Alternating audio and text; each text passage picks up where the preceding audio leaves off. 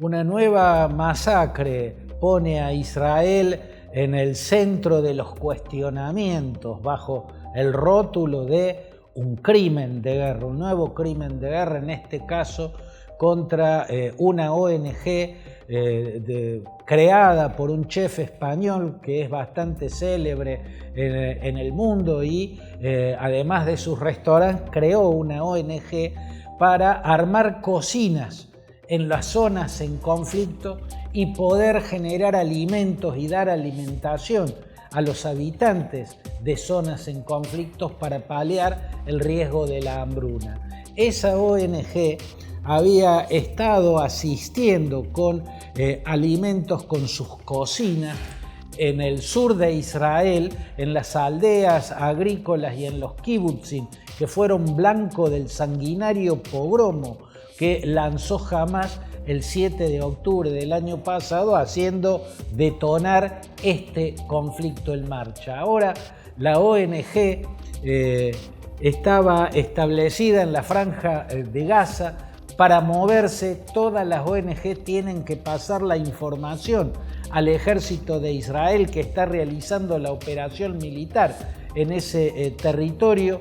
Había esta ONG brindado toda la información que tenía que dar acerca de esos 3 vehículos, 3 camionetas que iban a trasladar alimentos y miembros de esa ONG a las cocinas que ya estableció para producir comidas, para producir alimentos que se reparten entre los palestinos atrapados en esa guerra infernal y acosados por el peligro de una hambruna. Todas las coordenadas habían sido dadas, pasaron la información de que 3 vehículos identificados de tal modo, con los logos de la ONG sobre el techo de los vehículos para que sean claramente vistos desde aviones, desde helicópteros y desde drones, iban a salir de tal lado hasta tal otro lado para llevar alimentos y miembros de esta ONG. Todo se había cumplido y sin embargo en la mitad del camino 3 misiles llovieron sobre 3 vehículos cargando alimentos y mataron a los 7 miembros de esa ONG que estaban llevando esos alimentos a las cocinas que ya generó la ONG. Obviamente otra vez Israel en el medio de un cuestionamiento generalizado, fue un crimen atroz, un crimen contra una ONG que incluso había asistido a Israel cuando fue víctima el 7 de octubre de un pogromo sanguinario. ¿Por qué ocurrió lo que ocurrió? ¿Fue un crimen deliberado? Bueno, esa es una posibilidad. Que haya sido una masacre intencional. El ejército de Israel dice que no fue intencional, que se trató de un error, que en modo alguno tuvieron la intención de destrozar 3 vehículos y matar a quienes iban adentro, siendo que transportaban alimentos y que pertenecen a una ONG y eran la mayoría extranjeros, entre ellos varios británicos había que murieron en este ataque, supongo que españoles, porque España es una de las bases principales de esa ONG. La cuestión es que no a todos los convence el argumento israelí de que fue por error. Es raro que haya sido por error. Una posibilidad es que haya sido deliberado, que quisieron atacar ese convoy con alimentos de esa ONG que está arriesgando el pellejo solo por cuestiones humanitarias. Pero ¿por qué haría eso el ejército de Israel? ¿Qué gana con cometer una masacre tan deleznable, un acto tan atroz? Más que demonizar a la propia Israel y demonizar aún más esta operación militar en marcha que ya ha costado más de 35.000 vidas, de las cuales más de la mitad son civiles y entre los cuales hay miles y miles de niños que ya han muerto bajo las bombas. ¿Quieren demonizar más a Israel? masacrando a miembros de una ONG que van a arriesgar el pellejo a una zona de conflicto para ayudar a la gente a sobrevivir, para llevarles comida? ¿Cuál sería la lógica? Bueno, la lógica sería amedrentar para que se vayan todos los que puedan ser testigos de lo que está siendo una operación de exterminio. No digo que sea eso, no digo que eso es lo que está ocurriendo. Digo, una de las posibilidades es que hayan cometido esta masacre de manera intencional para alentar a todas las ONGs que están actuando con labores humanitarias en la Franja de Gaza a que se vayan para que no sean testigos de lo que está ocurriendo. Esa es una hipótesis. Esa es una hipótesis. Otra hipótesis que yo no descarto para nada es que haya sido un error inducido. ¿Qué es un error inducido? Bueno, que el propio Hamas o las milicias aliadas, la propia, el Sedim al-Qassem o la milicia aliada que es la Yihad Islámica Palestina, hayan pasado falsa información al comando del aparato militar israelí en la Franja de Gaza para que ataquen aquello que no debían atacar y cometan un crimen atroz, ¿no?, que impacte contra la imagen de Israel ante el mundo. Eso es totalmente posible. Eso es parte de la estrategia que Hamás planteó para desatar este conflicto. Hamás no se planteaba vencer al ejército israelí en un campo de batalla, no se planteaba que su brazo militar, el Sedim al-Qassam y las milicias aliadas como Yihad Islámica Palestina pudieran ganar en una guerra frontal al ejército israelí. La estrategia de Hamás es demonizar a Israel, seguir creando, seguir tallando el estigma sobre la imagen del Estado judío ante el mundo. ¿Qué dice ese estigma? Estado criminal, Estado genocida. Entonces van induciendo a errores de este tipo, ¿no?, para generar masacres que no estaban en el objetivo de la fuerza que lo produjo, ¿no? ¿Se entiende? Muchas veces se ha inducido ataques en esta y en muchas otras guerras, a hospitales, a centros de refugiados, ¿no? Deliberadamente se hizo que la fuerza enemiga realice ese ataque para que cometa un error que constituye un crimen brutal. Para nada hay que descartar que el comando israelí haya estado guiado de manera engañosa por el propio Hamás, que pasa falsa información para que cometan esa masacre. Esa es otra posibilidad.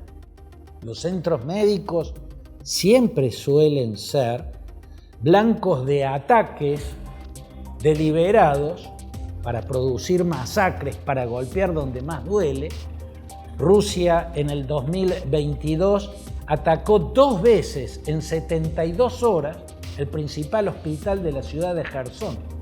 2 veces en 72 horas, provocando masacres espantosas. El terrorismo ultraislamista caucásico invadió décadas atrás, ocupó un hospital en la ciudad rusa de Budyonnovsk y desató un combate en las salas de espera, en los quirófanos, en la maternidad, un desastre donde hubo cientos de muertos que eran o médicos, médicas, enfermeros, enfermeras, pacientes. Una sangría fue en el hospital de Budyonnovsk y se hizo deliberadamente para generar terror, la misma razón por la cual Rusia atacó el hospital en Jersón. Y hay muchos ataques más. A veces los hospitales empiezan siendo lugar para ocultar armamentos, y eso es parte también de las estrategias de la guerra sucia. Muchas veces hay médicos que terminan convertidos en terroristas, pero que primero regenteaban clínicas u hospitales a los que convirtieron en escondites de terroristas o convirtieron en lugar donde ocultar arsenales, porque se supone que los hospitales están protegidos, incluso en las guerras, por el derecho internacional humanitario. Hay casos célebres. George Habash, en la segunda mitad del siglo XX, era un médico de Amán, un médico jordano, ¿no?, que tenía una clínica pediátrica en la capital del reino hashemita de Jordania. George Habash parecía dar la vida por los niños de su clínica y, sin embargo, a partir de un determinado momento en el que entró a militar en una de las salas más radicalizadas y más violentas de las que estaban bajo el paraguas de la OLP, la Organización de la Liberación de Palestina, el FPLP, el Frente Popular de Liberación Palestina, ¿no? Cuando entró al Frente Popular de Liberación Palestina, Al-Hakim, como llamaban a George Habash, Al-Hakim quiere decir el doctor, aunque también quiere decir o puede leerse como el sabio, un médico, un doctor, es también un sinónimo de sabio, se ve en él la sabiduría de poder curar, de poder proteger las vidas ajenas. Bueno, George Habash, Al-Hakim, como lo llamaban los jordanos de la capital, de la ciudad de Amán, que tanto lo admiraban, empezó ocultando terroristas en su clínica, ocultando armamentos en sus clínicas, y terminó siendo la cabeza del FPLP, que cometió los atentados más brutales y sanguinarios, incluidos como blancos escuelas israelíes, masacres de niños, ordenadas finalmente por un pediatra que había primero dado la vida por salvar vidas de niños. Y hay muchos otros casos, uno muy famoso, conocido, Ayman al-Zawahiri, ¿no?, ese prestigioso cirujano cairota que tenía una de las clínicas más importantes del Cairo, de la capital de Egipto. Ayman al-Zawahiri empezó ocultando también arsenales en su prestigiosa clínica y terminó siendo el número 2 de Al-Qaeda. El número 1 era Osama Bin Laden, el número 2 era el médico egipcio Ayman al-Zawahiri. No siempre los hospitales son los que debieran ser en las zonas de conflicto. A veces se utilizan para guardar armamentos, para que oculten búnkers donde se refugian los comandos, los cerebros, los estrategas, ¿no? Es muy posible que sean ciertas las denuncias israelíes sobre los búnkers que hay bajo el hospital Al-Shifa y bajo el hospital Al-Nasser en la franja de Gaza. Es posible que sea cierto.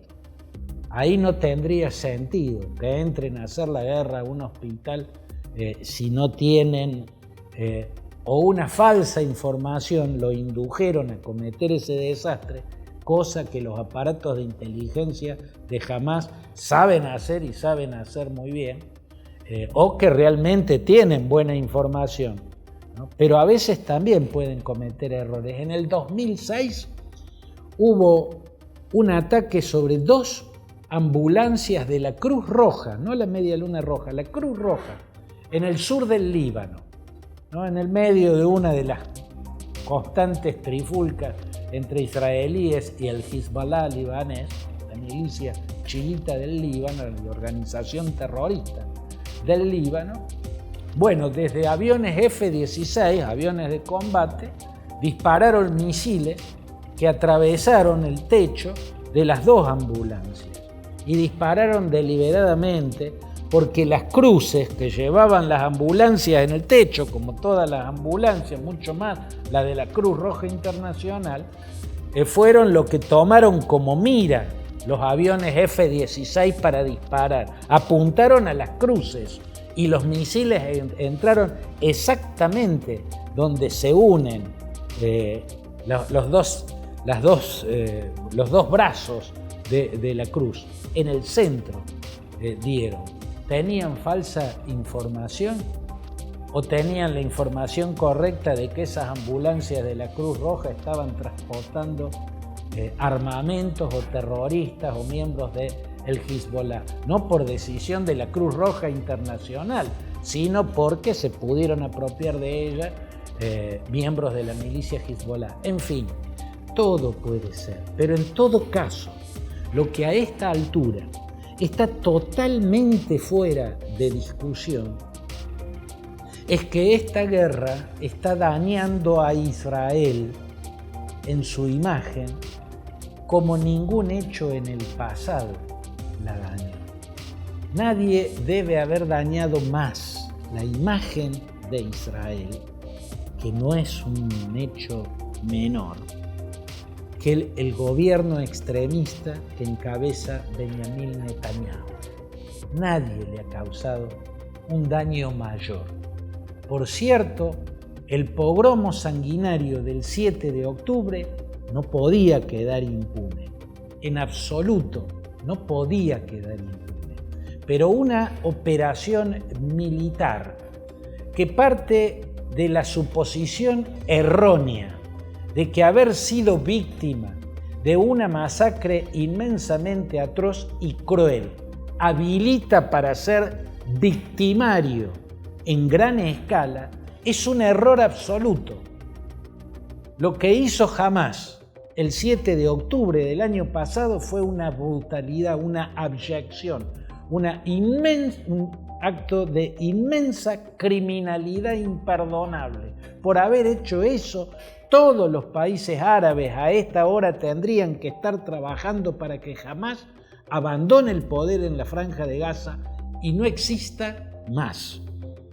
Acá no es solamente una responsabilidad israelí. Yo no entiendo cómo Ismail Haniyeh, que es el jefe político de Hamás, sigue viviendo en Qatar. Sale libremente y pasea y tiene su guardaespaldas. En Qatar, yo no entiendo por qué después de, ya mucho antes debieron hacerlo, pero en todo caso, después del sanguinario 7 de octubre, ¿por qué Qatar no detuvo a uno de los responsables, que es la máxima autoridad política de esa organización terrorista? Bueno, ¿por qué al-Sisi, el mariscal al-Sisi, que gobierna Egipto con mano de hierro, no abre las fronteras para que puedan salir y refugiarse en el norte de Egipto, en el Sinaí? Los civiles que están atrapados en esa guerra en la Franja de Gaza, hay muchos que tienen que dar los porqué, pero Benjamín Netanyahu tiene que explicar por qué está conduciendo de manera tan desastrosa y tan negativa para su propio pueblo, el pueblo israelí, esta operación militar. El mundo ya no se acuerda de la masacre que cometió Hamás el 7 de octubre pasado, detonando este conflicto. El mundo está viendo una cifra de muertes civiles que en sí misma implica un gigantesco crimen de guerra. El mundo tiene que detener esta guerra, tiene que presionar para que esta guerra termine, que termine con la desaparición también de Hamás. El mundo árabe tiene una responsabilidad en que Hamás ya no pueda estar más en el poder, ni siquiera existir en ningún rincón del Oriente Medio. Pero Netanyahu tampoco puede permanecer en el poder. A esto lo está diciendo medio mundo, lo dijo Antonio Guterres, el secretario general de las Naciones Unidas, lo dijo recientemente la relatora de Derechos Humanos de las Naciones Unidas, señalando que se está cometiendo un genocidio en la Franja de Gaza. Lo están diciendo todos los días nuevos gobernantes que se suman a esta denuncia cada vez más generalizada. Lo dijo Joe Biden, lo dijo Chuck Schumer. Chuck Schumer es el líder del Senado, el líder demócrata del Senado. Chuck Schumer es judío y siempre a lo largo de toda su carrera política, desde que era legislador estadual en Nueva York hasta que fue senador nacional, siempre defendió al Estado de Israel. Siempre defendió al Estado de Israel. Y ahora Chuck Schumer está llamando a los israelíes a que hagan nuevas elecciones y saquen del poder ese gobierno extremista que encabeza Benjamin Netanyahu y que está aislando peligrosamente a Israel. Lo dijo Donald Trump, un fanático de Netanyahu y de la mano dura y de lo que sea una posición de extremo en el polo de la derecha. Trump ha dicho que tiene que terminar esta guerra cuanto antes porque está aislando peligrosamente a Israel y la está debilitando en el mundo. Aislarse es debilitarse. El que debía quedar aislado y debilitarse hasta extinguirse era Hamás. Pero las bombas de Israel, las bombas de Netanyahu, lo están resucitando.